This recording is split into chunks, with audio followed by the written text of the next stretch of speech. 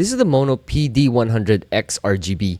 This is a dynamic microphone with a cardioid polar pattern and features both an XLR and USB input for versatility. Being a dynamic microphone, you don't pick up a lot of the background noise unlike condenser microphones. Via USB, this records at 24-bit 48K. And also via USB, you get to use its RGB effects and the 3.5mm input for playback and monitoring. My personal favorite feature is its software, where you can freely choose an EQ that would suit various use cases and voices, which we will dive into in more detail later on. The knob here acts as both a gain knob and an output volume control for the 3.5mm jack. Now, I'm going to be putting some text somewhere around this video, probably here, on what EQ setting I'm on, just so you can see how my voice changes with each EQ. Inside the box, along with the microphone and its mount, you get its manual, cable, a 5/8" adapter, and the bass stand. The cable is rubber-coated USB-C to C with an integrated USB-A adapter. The bass stand has a plastic shell, and I think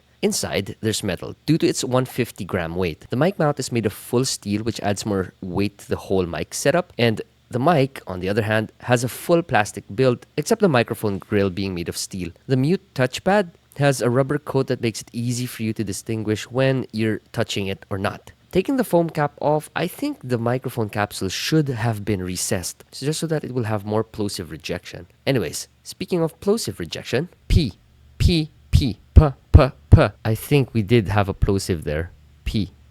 That's another plosive right there. What I would do, if you want to speak this close to the microphone, is pull that foam cap a little bit upward. There you go. P. You see that? There's a lot more rejection only if the capsule was recessed a little bit, so that there will be more space around here, probably an inch of space, and that would make the plosive rejection a lot better. The RGB on this mic is vibrant and fully customizable through its software. However, a small drawback is the lack of a static red color option, which should have been added. Now, keep that in mind, as this could be a deal breaker for some who prefer that color scheme. There's branding on all sides of the microphone, which might appeal to those who enjoy a more branded look, or may not appeal to those who want a cleaner look to their PC peripherals. Underneath the microphone, you'll find 3 input ports along with the button dedicated to controlling the RGB. One standout feature is the set of 5 LED lights located just below the knob, which display your playback volume and gain levels as well. This feature is especially useful if you're in the middle of a game and need a quick visual reference for your audio settings.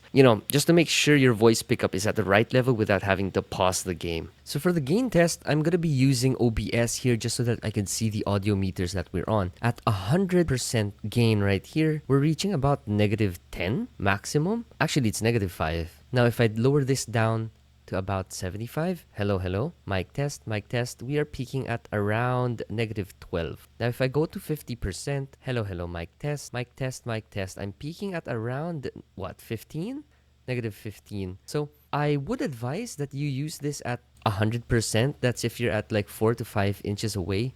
Now, this microphone also has a handy feature of a noise cancellation. Now, this is a virtual noise cancellation feature that's based from the Maono Link software. Now, if we turn that on and looking at our meter here down in OBS, it's still picking up some sound from my PC fans,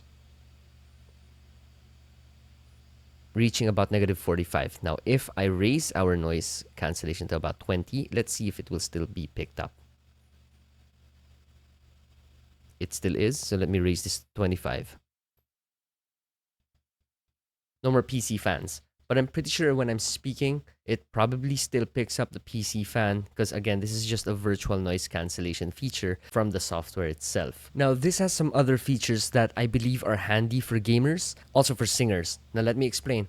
Firstly, you have the limiter here, and what limiter does is basically it caps your audio to a certain level. So you can set that here at about -20, then I'm not sure if you're gonna hear me very well. The purpose of this is if you're gaming and you want to scream into your microphone and hurt the ears of the people you're playing with, then turn your limiter on. Now, the compressor somewhat works like a limiter, but what it does basically is at a certain level here, like at -15, above that, it's going to pull your audio back. I'm just not sure how aggressive the compressor on this software is, but Again, another handy feature for those gamers or singers who scream and shout into your microphone. Alright, so there's that. I'm pretty sure I might have missed something throughout this review, so just comment down below and I'll be sure to answer them. Now, honestly, this is not the best looking microphone that I have in my arsenal. I think the RGB here is a little too feminine, and I, being a male, prefer black. But performance-wise, I would say this is the best. I usually put high-pass filter onto my recordings in post, but here, I can record my voice with the high-pass filter turned on. And this way, I don't need to do any post-processing to my voice when editing my videos. Now that's coming from a content creator here. This also applies to both gamers and also streamers as well. If you rage a lot,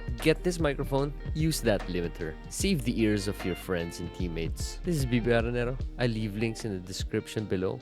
I'll see you again next time.